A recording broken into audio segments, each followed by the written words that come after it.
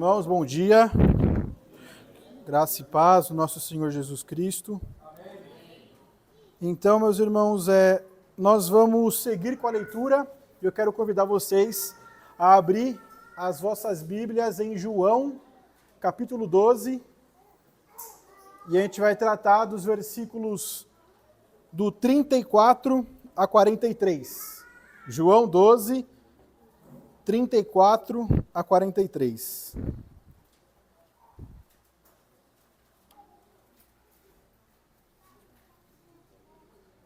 E o título desse sermão é A Luz de Cristo em Meio à Incredulidade. Se todos acharam, vamos ler. Replicou-lhe, pois, a multidão: Nós temos ouvido da lei que o Cristo permanece para sempre. E como dizes tu ser necessário que o Filho do Homem seja levantado? Quem é esse Filho do Homem? Respondeu-lhes Jesus: Ainda por um pouco a luz está convosco. Andai enquanto tendes a luz, para que as trevas não vos apanhem. E quem anda nas trevas não sabe para onde vai. Enquanto tendes a luz, crede na luz, para que vos torneis filhos da luz. Jesus disse estas coisas e, retirando-se, ocultou-se deles. Aí vem a continuação, a explicação da incredulidade dos judeus. E, versículo 37, embora tivesse feito tantos sinais na sua presença, não creram nele, para se cumprir a palavra do profeta Isaías, que diz: Senhor, quem creu em nossa pregação? E a quem foi revelado o braço do Senhor? Por isso, não podiam crer, porque Isaías disse ainda: cegou-lhes os olhos e endureceu-lhes o coração, para que não vejam com os olhos, nem entendam com o coração, e se convertam, e sejam por mim curados. Isso disse Isaías, porque viu a glória dele e falou ao seu respeito. Versículo 42. Contudo, muitos dentre as próprias autoridades creram nele, mas, por causa dos fariseus, não o confessavam, para não serem expulsos da sinagoga. Porque amaram mais a glória dos homens do que a glória de Deus. Então, meus irmãos, dando continuidade ao que o André vem trabalhando referente ao Evangelho de João, eu quero trazer um resuminho de tudo aquilo que ele falou desde o início do capítulo 12. Então, de maneira bem breve, só para a gente poder entender e fazer essa exposição dessa parte que a gente leu aqui agora. Então, como vocês vão lembrar, o André ele falou de Jesus Cristo em Betânia, onde ele estava lá com a Maria, e Maria, ela unge os seus pés com um unguento, com um perfume muito caro. Então, isso demonstra um ato de reverência, um ato de amor, e esse gesto antecipa a sua morte e sepultamento. Tanto é que Jesus Cristo ele vai falar assim, que a sua morte e sepultamento, e ele vai falar que Maria ungiu para o seu sepultamento, no versículo 7. Então, esse evento nos lembra o quanto Jesus Cristo ele é reverenciado e também aponta para o seu sacrifício, para a sua missão redentora. Dos versículos, isso aí vai do versículo 1 a 8. Dos versículos 9 a 11, fala do plano de matar Lázaro. Vocês vão lembrar que Jesus Cristo ele ressuscita Lázaro, e isso acaba sendo um grande milagre, um grande testemunho para as pessoas ali. E isso mostra a autoridade de Jesus Cristo, vai mostrar o poder que ele tem sobre a morte. Então, muitos judeus estavam indo para Betânia, não só por causa de Jesus Cristo, mas também para ver Lázaro. Então, os fariseus, enciumados com tudo isso, eles foram para lá para arquitetar a morte de Lázaro. Para vocês terem uma ideia. Porque isso estava trazendo muitas pessoas à fé. Depois, do versículo 12 a 19, vai falar da entrada triunfal de Jesus Cristo em Jerusalém. Então, isso mostra que ele foi reconhecido pelo povo ali em Jerusalém como o rei de Israel, cumprindo uma profecia de Zacarias, capítulo 9, versículo 9, e a multidão aclama ele como Messias, como o rei de Israel, gritando Hosana, reconhecendo ele. Então, apesar dessa recepção, Jesus Cristo ele não veio para ser um governante terreno. Ele veio como Messias sofredor que iria libertar o seu povo pela cruz.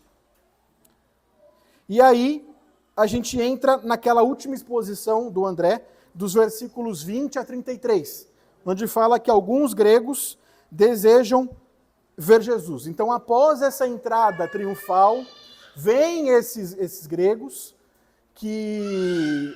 para conversar com Jesus Cristo, não só gregos, como também judeus.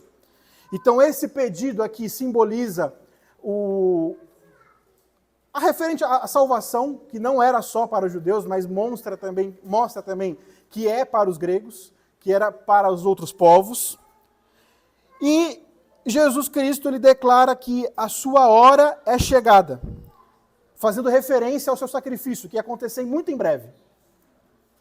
E ele usa a metáfora do grão de trigo, que precisava morrer para poder dar fruto. Então, apontando para a sua obra redentora. Então, tudo isso aqui prepara o terreno para a gente poder analisar esses versículos aqui do 34 ao 43.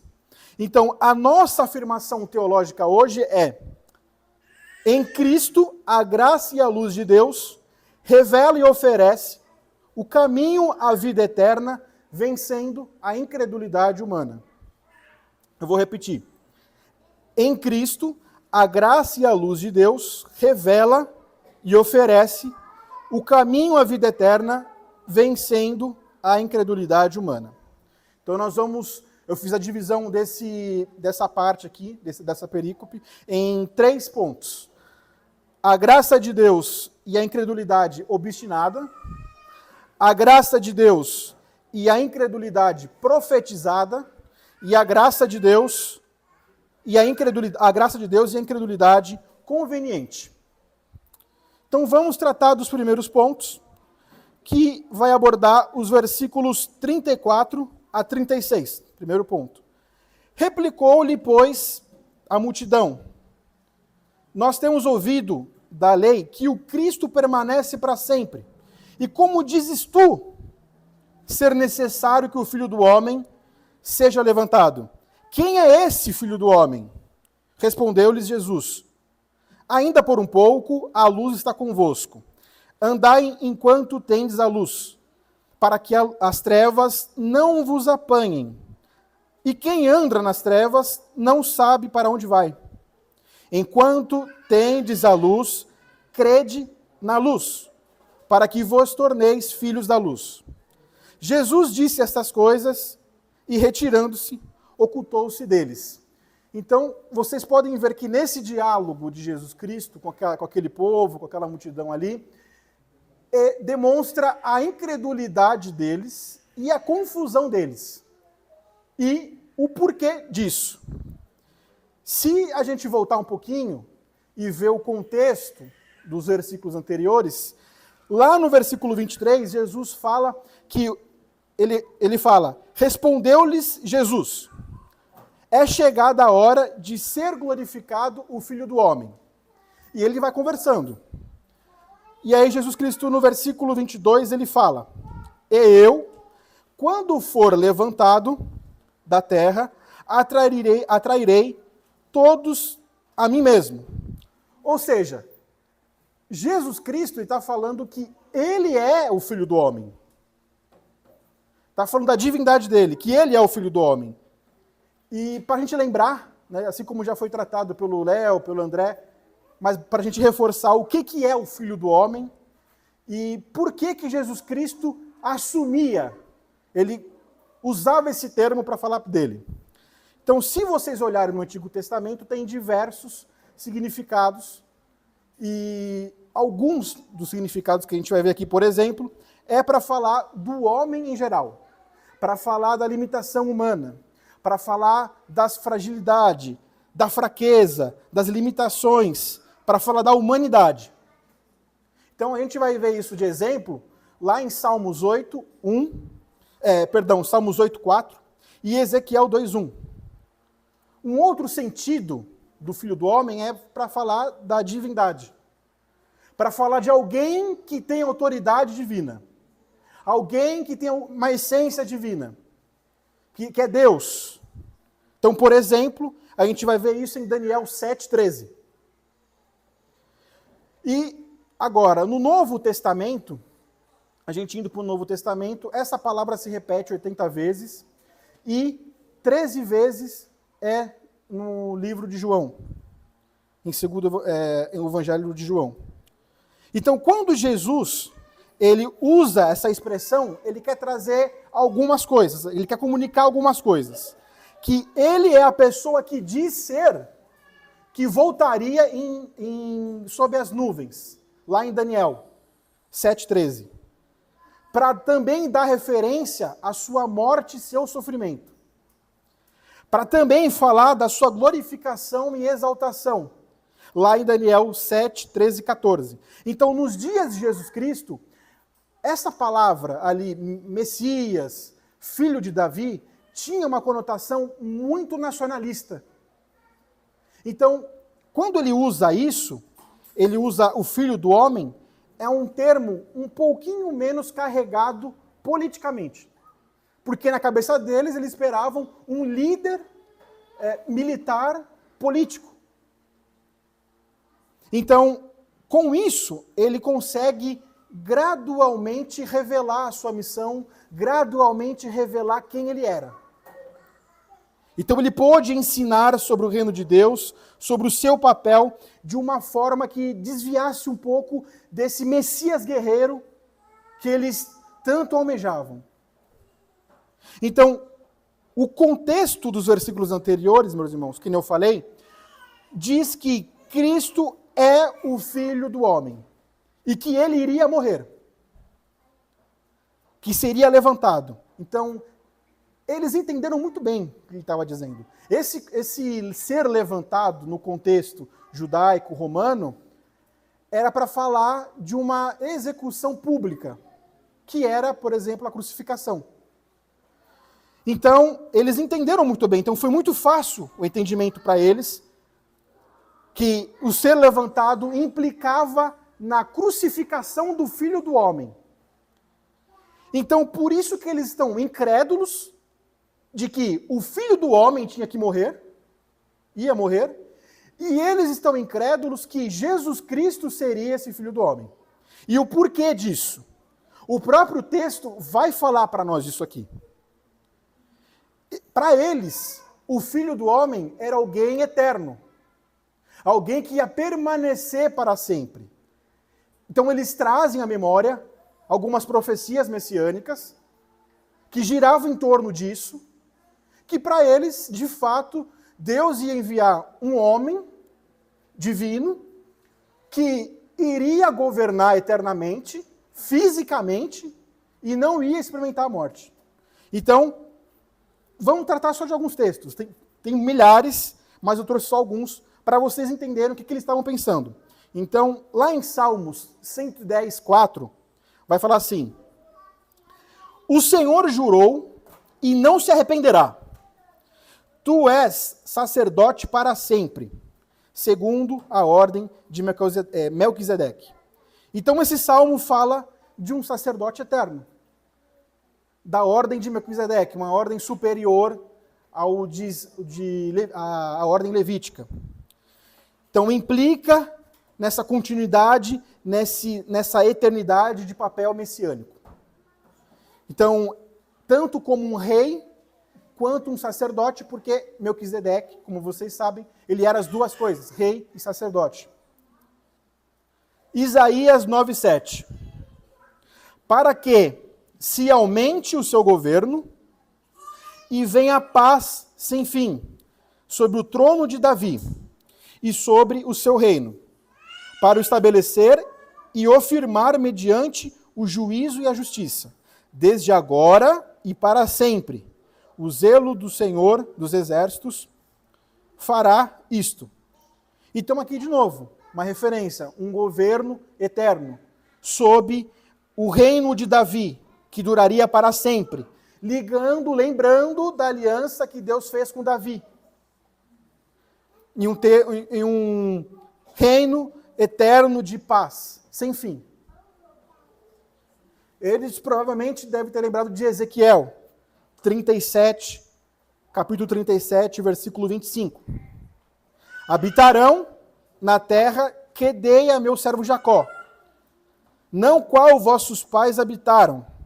Habitarão nela eles e seus filhos, e os filhos de seus filhos para sempre. E Davi, meu servo, será meu príncipe eternamente. Então aqui está falando de novo, que Davi, meu servo, será o seu príncipe para sempre. Ou seja, apontando para uma descendência de Davi, que iria ter um reino eterno. Então, ou seja, eles estavam interpretando literalmente de que nasceria um homem e que esse homem governaria para sempre. Daniel 7,14, que de fato usa filho do homem. Foi-lhe dado domínio e glória e o reino para que os povos, nações e homens de todas as línguas o servissem. O seu domínio é domínio eterno, que não passará, e o seu reino jamais será destruído. Então, ou seja, de novo, aqui está falando da visão do Filho do Homem, que teria um domínio eterno, um governante eterno. Para fechar isso daqui, vamos para 2 Samuel, capítulo 7, dos versículos 12 a 16. Eu não vou ler toda essa parte, só vou ler o versículo 16. Fala assim: porém a tua casa e o teu reino serão firmados para sempre diante de ti. Teu trono será estabelecido para sempre. Então, de novo, mais uma confirmação, que é um governante eterno. Aqui uma aliança que Deus fez com Davi, que o seu descendente teria, o seu trono seria estabelecido para sempre. Então, eles fazem essas perguntas para Jesus Cristo com um tom de deboche, com um tom de zombaria, tirando uma cara de Jesus Cristo. Falando, mas como que você fala que ele vai ser levantado, o Filho do Homem, se na lei está falando que é um governante eterno? Então, que nem eu falei, meus irmãos, eles esperavam um líder político, militar, com toda a sua imponência, com vestes imperiais, com uma espada na mão, um guerreiro, de fato. Enquanto, em contraste, Jesus Cristo, ele tinha uma aparência e se vestia com humildade e simplicidade. Então, o que Jesus Cristo faz? Ele responde a essas perguntas dos versículos 35 a 36, mas não diretamente o que eles querem ouvir. Dar uma explicação para isso. Mas o que ele vai falar para eles? Ele chama eles ao arrependimento, chama eles a ter fé. Então, ou seja, ele prega o evangelho para aquelas pessoas.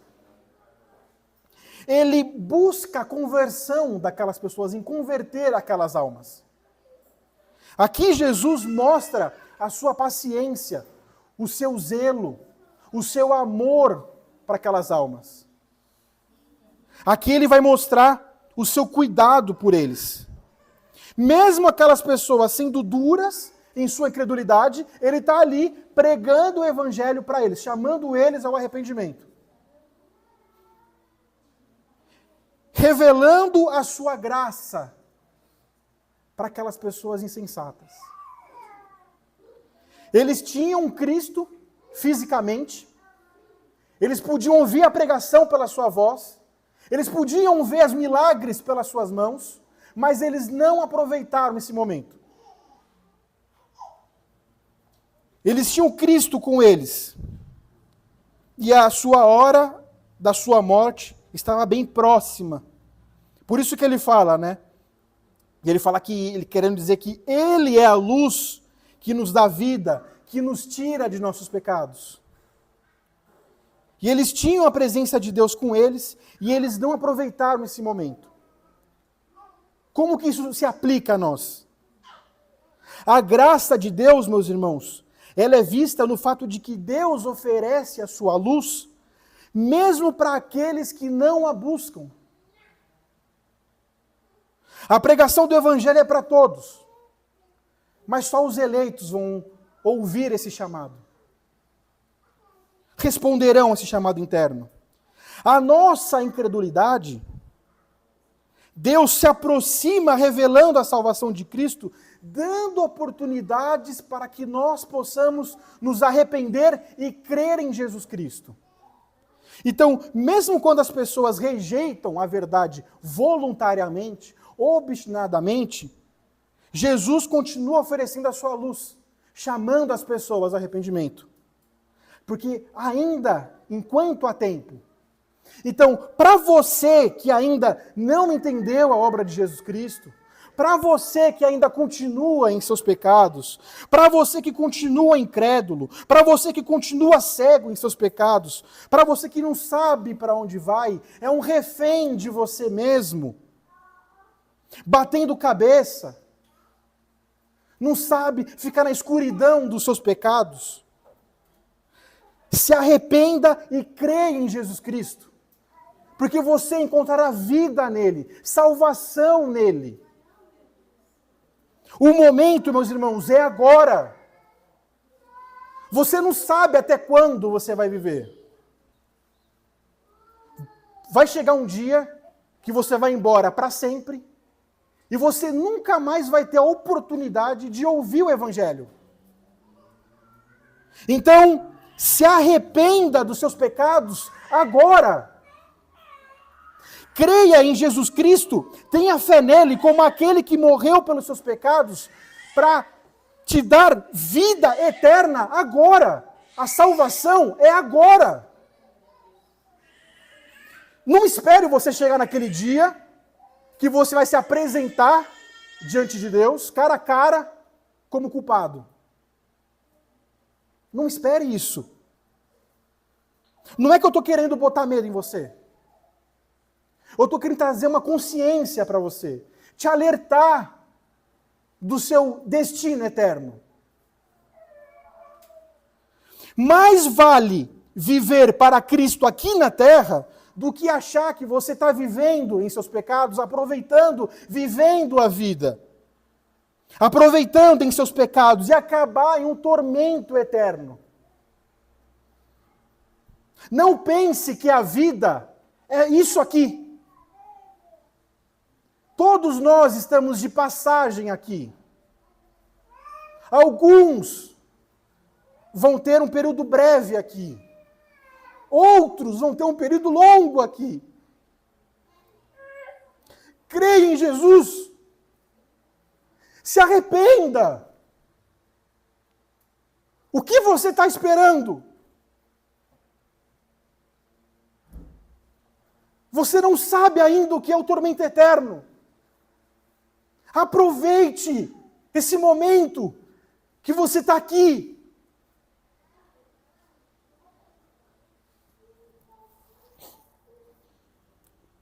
A verdadeira vida está em Jesus Cristo.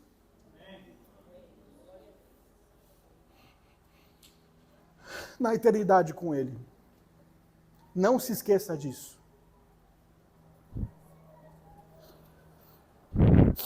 Então esses versículos, meus irmãos, refletem a graça de Deus, refletem a paciência de Deus, e Ele não força, Ele constantemente está ali pregando.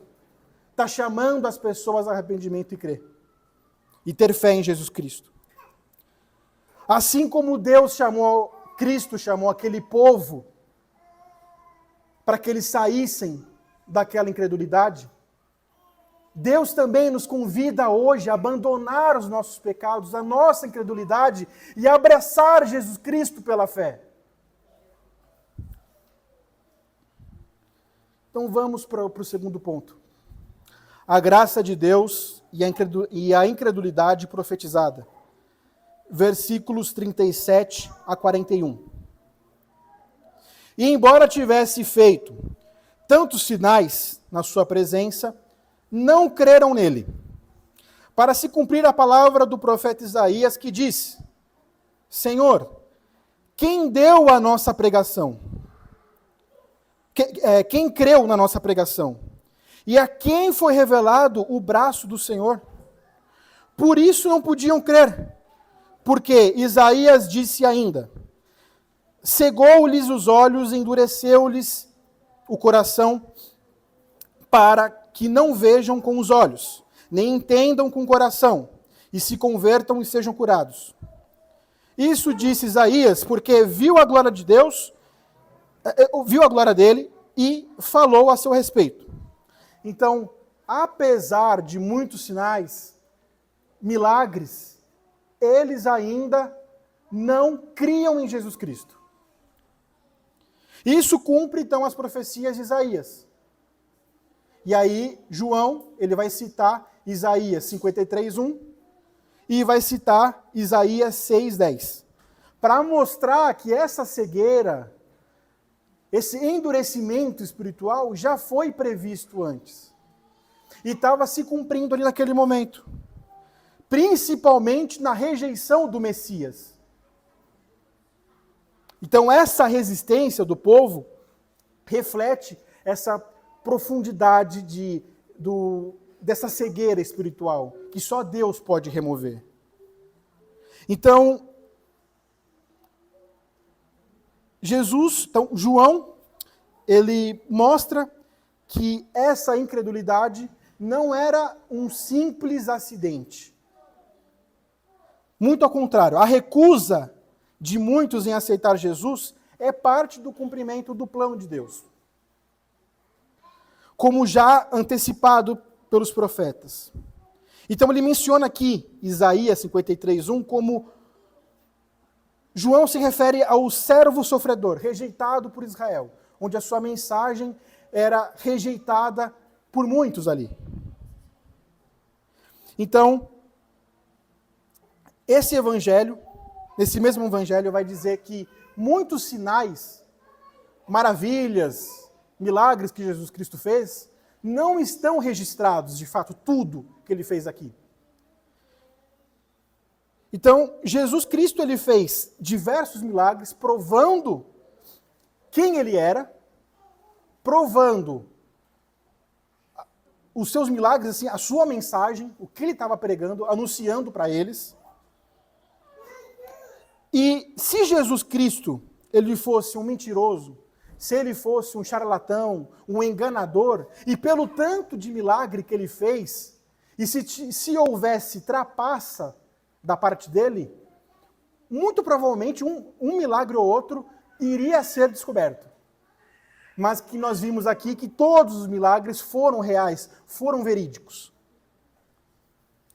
Então, para os judeus, era uma relutância, era um ódio, era uma antipatia, uma hostilidade em aceitar Jesus Cristo com uma fé genuína.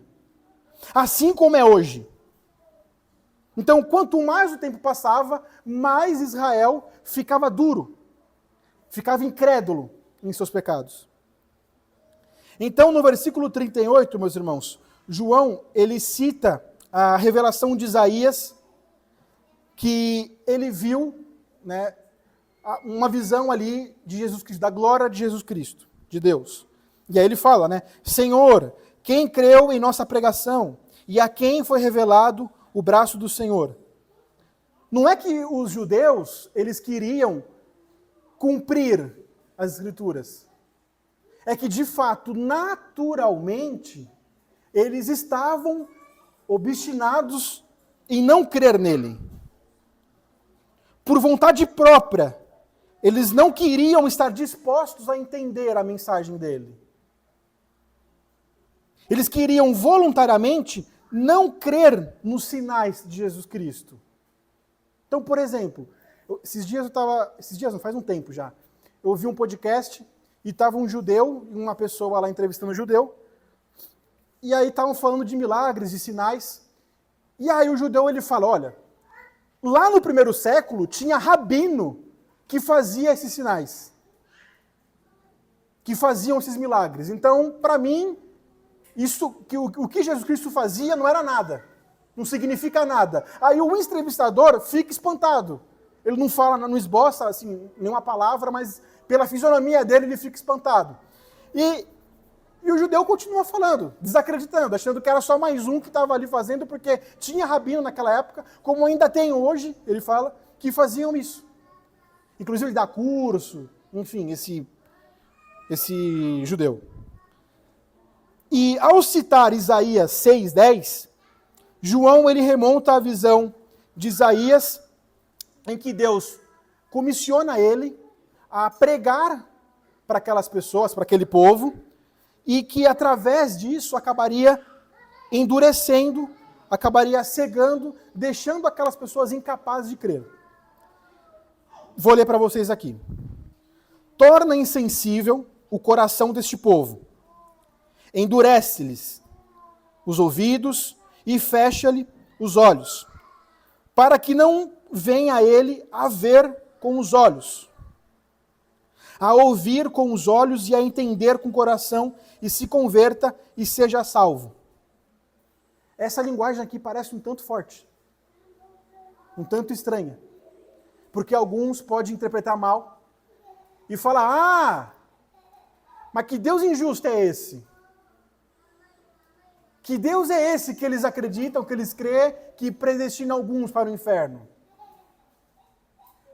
Pode ter essas acusações.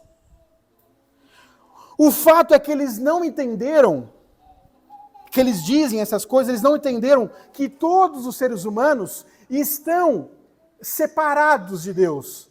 Todos os seres humanos, eles estão brigados com Deus, estão em guerra com Deus por conta do pecado que existe em nós desde a nossa formação na barriga da nossa mãe. Eles não estão entendendo isso.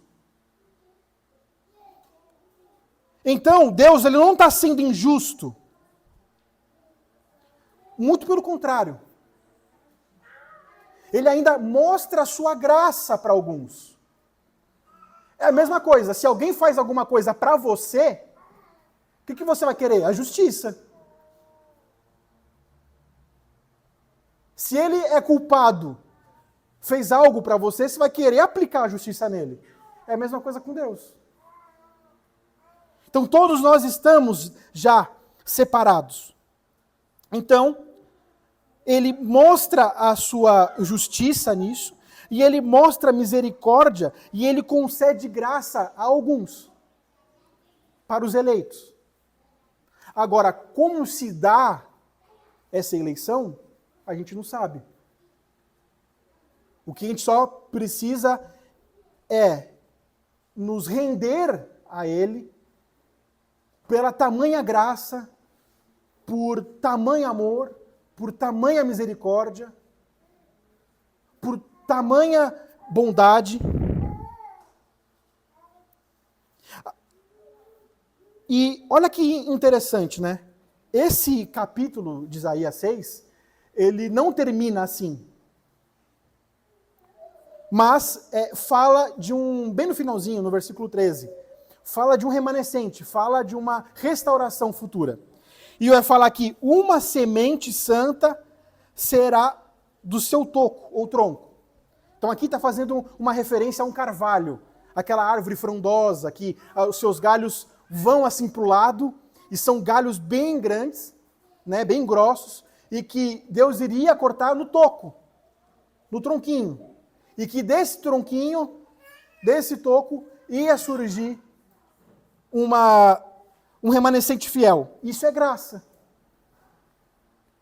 Então, o propósito é mostrar, meus irmãos, que a consequência do juízo de Deus sobre um povo obstinado em seus pecados. Então, Deus ele usa a pregação para endurecer os corações daqueles que já haviam rejeitado repetidamente a sua mensagem, a sua vontade.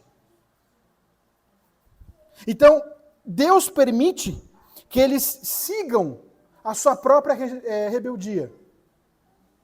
Deus entrega eles para os seus próprios pecados. É como se Deus falasse assim: já que você quer ficar obstinado em seus pecados, então a responsabilidade é sua. A responsabilidade é sua, pecador. Então, é isso mais ou menos que ele está falando. Igual como está em Apocalipse 22:11. Continue o injusto fazendo justiça. Continue o imundo ainda sendo imundo. Então, essa entrega para os pecados não significa que Deus é o autor do pecado. Ou que ele causa o pecado diretamente no coração do homem. Não é Deus criando incredulidade no coração do homem, criando novos pecados. Em vez disso, é uma forma de juízo, onde Deus deixa que as consequências naturais dos seus pecados tomem o curso natural das coisas. Então, sigam os seus próprios, já que vocês querem. Então, sigam cada vez mais para o abismo. Então, esse endurecimento serve de propósito de glorificar a Deus, tanto na sua justiça, quanto na sua misericórdia. Então, naqueles que endurecem, Deus demonstra o seu justo juízo. E para aqueles que creem, Deus demonstra a sua graça. Então, que nem está falando lá em Romanos 5:20, né? Onde abunda o pecado, superabunda a graça de Deus em Jesus Cristo. Então, para João, a rejeição de Jesus pelos judeus cumpre a profecia e prepara o caminho para outros povos também crerem. E, ao mesmo tempo, ele lembra a todos que são chamados a crer e que Deus é paciente, deseja a salvação. Então, a mensagem central aqui é que, enquanto muitos endurecem os seus corações, a graça de Deus permanece disponível, chamando ao arrependimento. Tanto mostrando a sua misericórdia, né? São cumpridas tanto na aceitação quanto na rejeição. E como que a gente pode aplicar isso no nosso contexto, trazendo para o nosso dia? Então, a graça ela se manifesta ao sabermos que Deus ele já havia planejado a nossa salvação antes mesmo da gente nascer, antes mesmo da nossa natureza pecadora.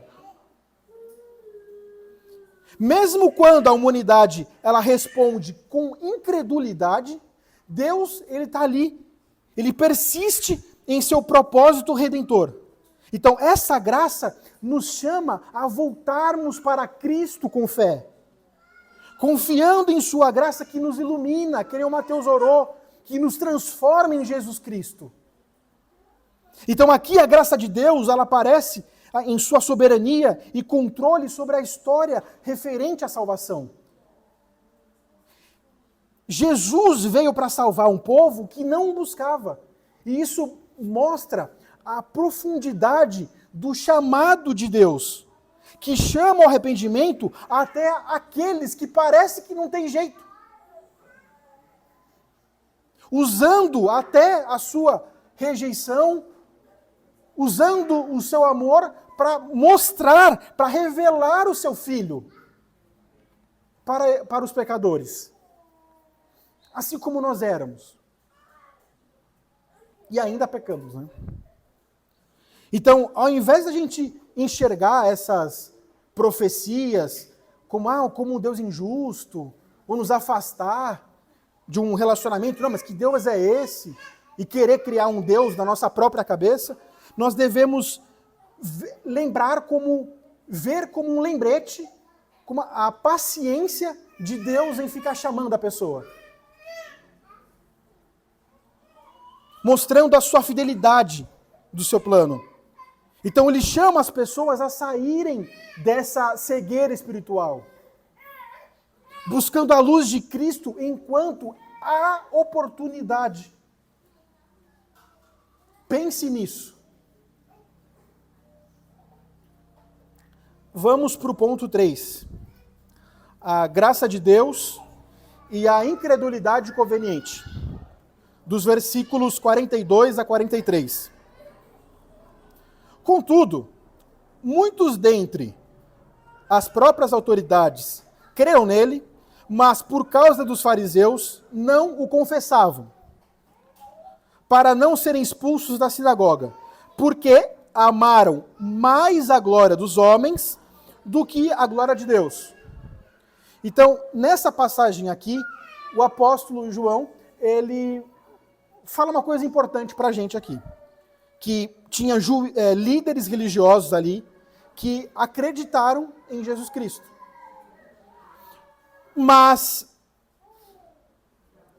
eles não tinham uma fé verdadeira. O que eles tinham era uma fé intelectual sobre Jesus Cristo. Eles não queriam confessar publicamente a sua crença, para colocar em risco a sua situação pessoal, a sua situação social, ou a sua situação religiosa. Então eles estavam divididos entre a sua convicção interna e o desejo de manter a sua posição, o seu status, a fama. Então, um exemplo disso foram os próprios apóstolos, que abandonaram Jesus Cristo na sua morte. Que Pedro, que negou 3 vezes Jesus Cristo, porque tinham medo de morrer. E tinham medo de morrer. Então, a Bíblia, meus irmãos, é clara sobre a importância de confessar a Jesus Cristo.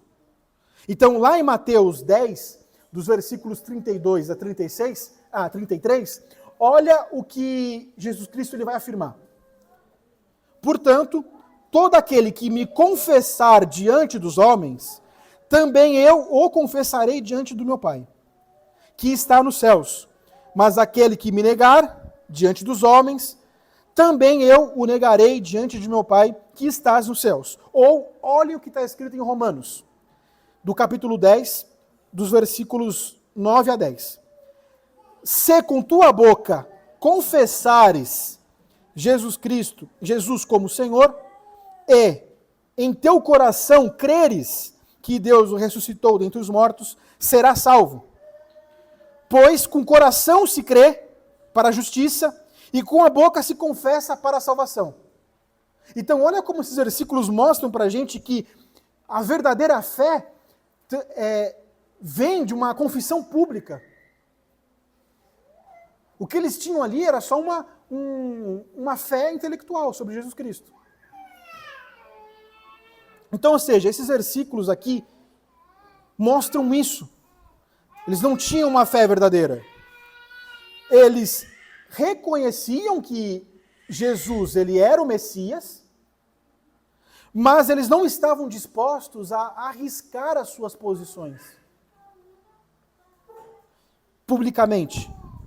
Então, eles preferiam mais o reconhecimento dos homens do que o de Deus. E por quê disso, né? Vocês vão lembrar de uma pregação lá de João, no capítulo 9, quando a gente estava ainda lá na Cliarte. E vocês vão lembrar do André falando disso. Lembra quando Jesus ele curou aquele cego de nascença? E aí os judeus eles vão até os pais daquele cego, querendo achar alguma coisa naquele milagre para desacreditar. E aí o que os pais fazem? Por medo de serem expulsos da sinagoga, eles falam, vai lá e fala direto com ele. Então, ou seja, já desde aquela época ali, os fariseus eles já tinham decretado que todo aquele que confessasse que Jesus era o Messias, que Jesus era o Cristo, seria expulso da sinagoga. Agora, o que significa ser expulso da sinagoga naquela época? Se vocês estudarem ali sobre a história dos judeus, vocês vão ver que a comunidade judaica, elas eram muito dependentes uma das outras. Tinha um vínculo muito forte entre eles. Então as pessoas não viviam isoladas. Elas dependiam uma das outras. Então, tanto assim para apoio social, para apoio econômico, para apoio espiritual. Então, naquela época, como ainda é hoje assim, eles compartilhavam uma forte cultura de ajuda mútua, baseada na sua fé, baseada nas leis da Torá. Então, por exemplo, eles ajudavam os necessitados, as viúvas, os órfãos, ajudavam aquele que estava numa crise financeira. Então, isso para eles eram valores centrais, essa ajuda mútua. Então, quando uma pessoa ela era expulsa da sinagoga, ela ficava privada disso. Então imagina assim, um exemplo. Que a cidade, todos nós aqui, só existe nós aqui, e não existe mais ninguém na Terra. E aí vem o Mateus, que é consultor de investimento, e aí ele confessa que Jesus é o Cristo. Então, nós da comunidade expulsa ele. E aí ele fica sem eira nem beira. E aí ele vai ter que se virar. Vai ter que ir para uma outra cidade, para uma outra comunidade. Então é basicamente isso que acontece. Acontecia lá. Então a vida comunitária girava em torno das celebrações, das festas, da Páscoa. Então, essas ocasiões eram momentos de adoração, mas eram momentos de fortalecer relacionamentos, de estabelecer vínculos. Então, você ser expulso significava você perder esses momentos e ter um isolamento social. Então, para quem era pobre, que era a maioria das pessoas ali daquela época, era passar fome. Quem que ia querer fazer algum negócio, vender, comprar para alguém que foi expulso da comunidade? Então, eles faziam esses negócios, eles dependiam desses negócios pelos relacionamentos construídos na sinagoga. Por conta da sua fé comum. Eles iam dar preferência por exemplo, a comprar os bolos da Aline, do que aquele que faz bolo também, porque ele foi expulso. Então, os mercados, as transações que aconteciam, eram em torno desses dias festivos. E você ser excluído da comunidade significava que você não ia conseguir ter essa troca, essa atividade comercial. Porque lá na festa vai ter o holocausto, eu estou vendendo a minha pombinha, então você compra, eu estou precisando ofertar lá para o holocausto um boi, eu vou lá no outro e compro um boizinho. Era isso que acontecia. E você ser expulso disso, você fica isolado das festas, das orações, da leitura. Até mesmo, por exemplo, em relações familiares, de amizade. As famílias, para poder proteger a sua reputação, cortavam os laços com essas pessoas que eram expulsas. Vamos lembrar, os leprosos, que eram excluídos. Então, quando você era expulso, e a sua própria família é como se você fosse excluído da sua própria família. Olha o quão forte isso era para eles. as consequências severas de ser expulso. Era como se fosse uma maldição para eles. É como se eles tivessem saído da aliança de Deus. Então era uma vergonha pública ficar fora da comunidade. Eles não tinham acesso à leitura, às orações, que eram centrais para a vida religiosa deles.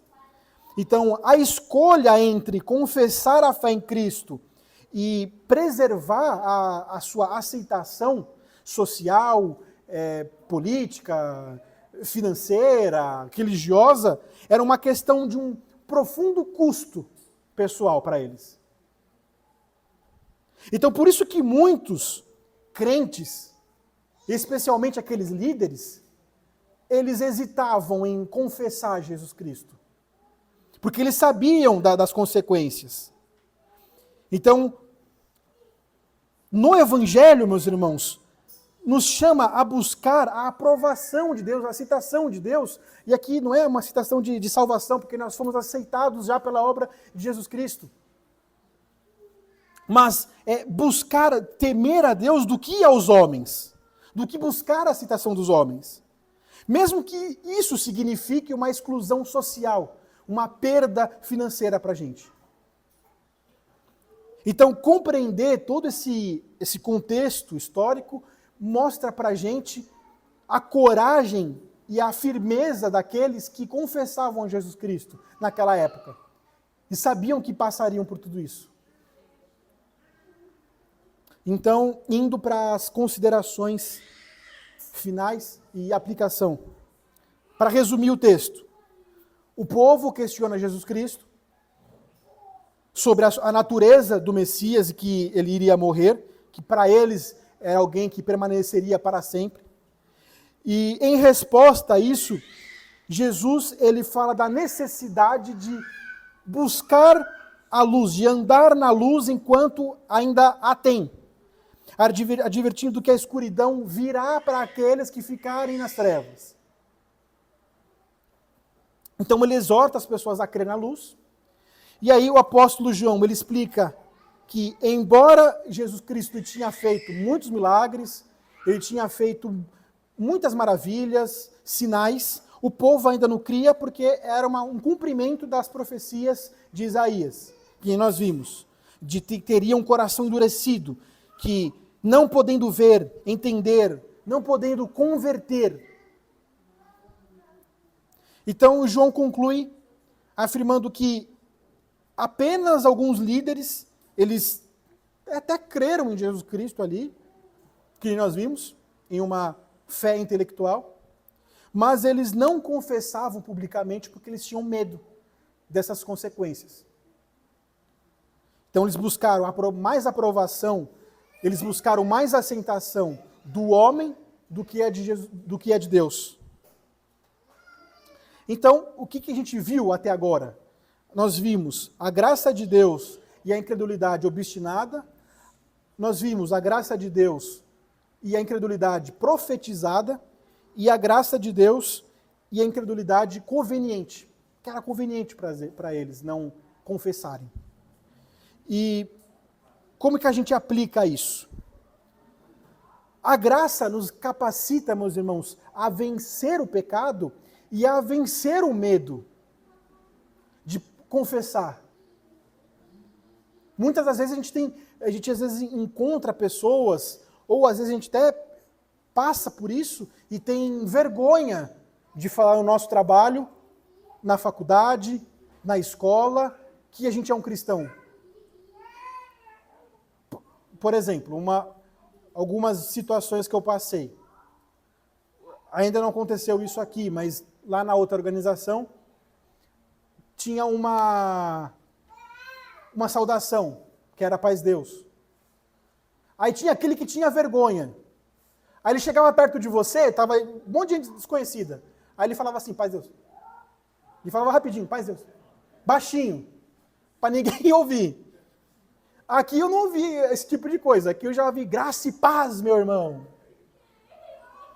Então, a graça, o Evangelho nos chama a não ter vergonha.